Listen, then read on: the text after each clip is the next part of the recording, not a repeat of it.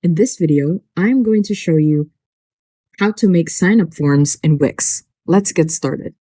On the left side of your screen, you want to scroll down to Add Apps, and then search for Wix Members area. Then click on the first one. Now, you want to click on Add to Site. Once you have this added, an option will appear on your Pages and Menu. So on the left side, go to Pages and Menu, and you will see Sign Up and Login is here. We want to focus on the sign up form. So on the three dots, this will pop up, and then you could choose either the default form, but we want to customize it. So click on Custom Form. Now, you are on Lightbox mode. You could add a few things here.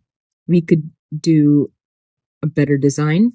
We could say that I prefer it to look like this. And once you're comfortable with the design, you want to go to Form Settings. And you want to change the name of this form. Let's say Sign Up. And that's about it. That's how to make sign-up forms in Wix. If you have any questions, please let me know down in the comments below, and I'll do my best to help you out.